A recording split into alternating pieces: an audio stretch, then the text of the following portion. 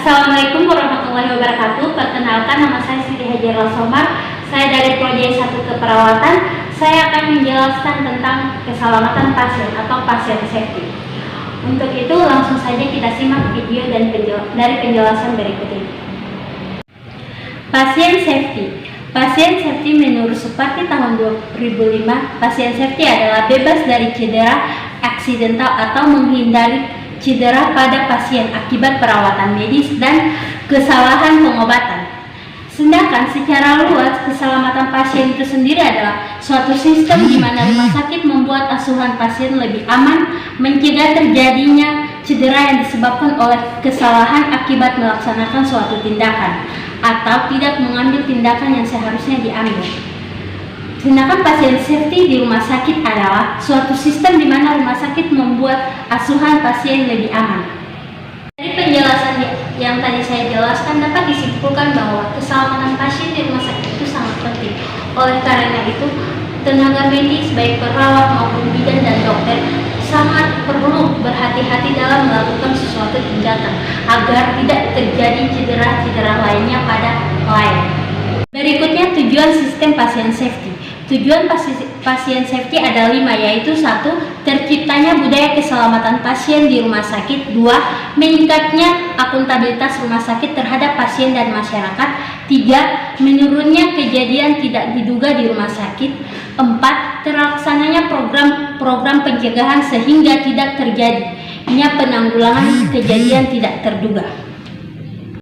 Maksud dari penjelasan agar hal-hal yang tidak terjadi di rumah sakit seperti menurunnya kejadian tidak terduga di rumah sakit, terlaksananya program-program pencegahan sehingga tidak terjadi, dan penanggulangan kejadian tidak terduga, itu semua sangat penting karena semua apa yang kita lakukan, apa yang kita kerjakan semuanya bergantung terhadap klien kita, pasien kita. Jadi kita sebagai perawat kita harus sangat perlu dalam melakukan sesuatu tindakan kita harus memperhatikan keselamatan pasien dan juga keselamatan kita.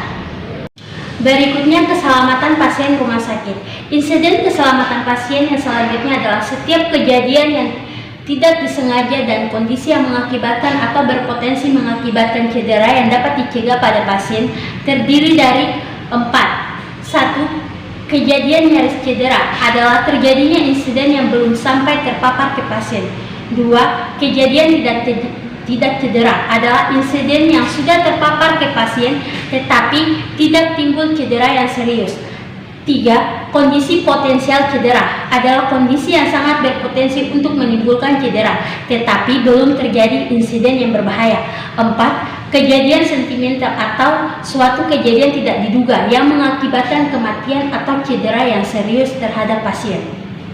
Seperti yang saya sebutkan tadi, ada kejadian nyaris cedera adalah terjadinya insiden yang belum terpapar ke pasien. Maksudnya adalah itu kadangkala kita juga tidak berhati-hati dalam melakukan tindakan seperti misalnya pemasangan infus.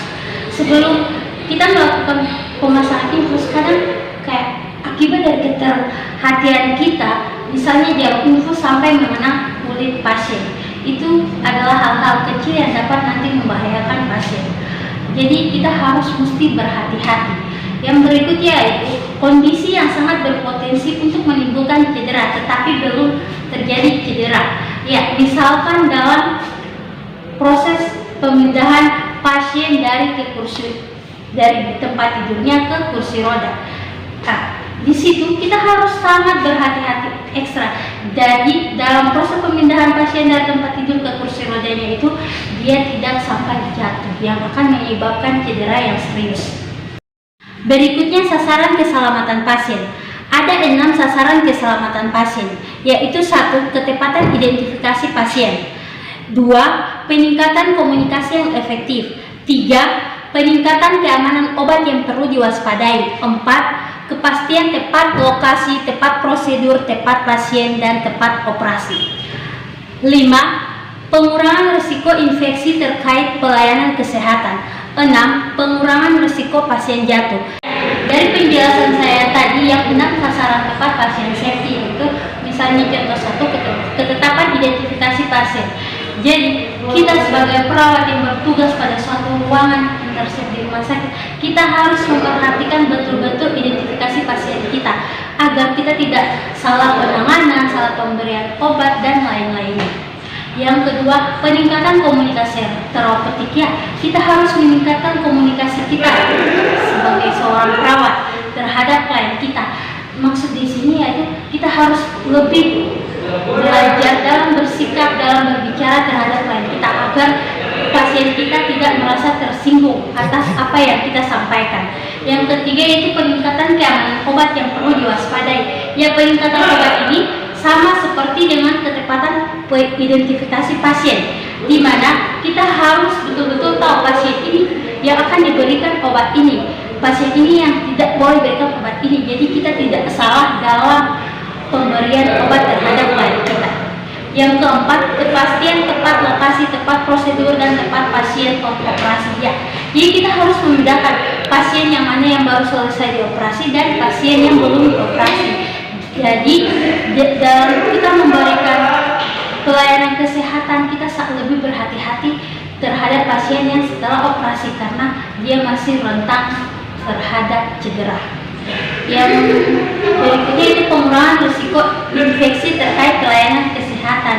Ya, jadi kalau misalnya berkaitan dengan risiko infeksi terkait pelayanan kesehatan itu seperti barang-barang alat medis yang kita selesai gunakan mesti kita sterilkan sebelum kita gunakan di orang lain, karena kalau kita sampai lupa untuk mensterilkan barang-barang tersebut akan terjadi infeksi baru pada pasien kita yang berikutnya. Yang keenam yaitu pengurangan risiko pasien jatuh. Penanganan risiko pasien jatuh ini seperti yang kayak sebelumnya tadi, misalkan dalam pemindahan pasien dari tempat tidurnya ke kursi roda, kita harus berhati-hati agar pasien kita tidak jatuh. Selanjutnya yang terakhir yaitu kode etik yang berhubungan dengan pasien safety. Yang satu, kewajiban terhadap klien dan masyarakat. Maksud kewajiban terhadap klien dan masyarakat yaitu setiap perawat senantiasa menjunjung tinggi, menghayati, dan mengamalkan sumpah jabatannya dalam melaksanakan tugas dan pengabdiannya terhadap kliennya. Dua, kewajiban terhadap tugasnya. Kewajiban terhadap tugasnya yaitu setiap perawat senantiasa memberikan pelayanan paripurna kepada klien, keluarga, dan juga masyarakat sesuai dengan kemampuan profesi yang dimilikinya berdasarkan kebutuhan klien, keluarga, dan masyarakat. Berikutnya penjelasan saya tadi tentang kode etik dalam perawatan terhadap pasien safety. Yang pertama yaitu kewajiban terhadap klien dan masyarakat. Maksudnya di atas tadi itu setiap perawat senantiasa menjunjung tinggi dan menghayati serta mengamalkan sumpah jabatannya. Maksudnya yaitu perawat dia tidak boleh membeda-bedakan pasiennya antara si kaya dan si miskin, antara si putih dan si hitam, seperti itu. Jadi di mata perawat semuanya itu sama dan dia berhak menerima perawatan yang sesuai. Yang kedua itu kewajiban terhadap tugasnya. Maksudnya itu setiap perawat senantiasa memberikan pelayanan paripurna kepada klien, keluarga, dan masyarakat sesuai dengan kemampuan profesi yang dimilikinya. Jadi maksudnya itu seorang perawat dia harus memberikan pelayanannya yang terbaik sesuai dengan apa yang telah dia dapat ilmunya dan apa yang telah diajarkan. Jadi dia tidak membeda-bedakan antara harus memberi pelayanan sama si ini berbeda dengan yang itu berbeda. Mungkin itu saja yang dapat saya sampaikan.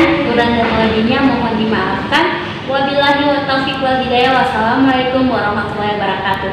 Jangan lupa subscribe, like, dan komen dan share sebanyak-banyaknya.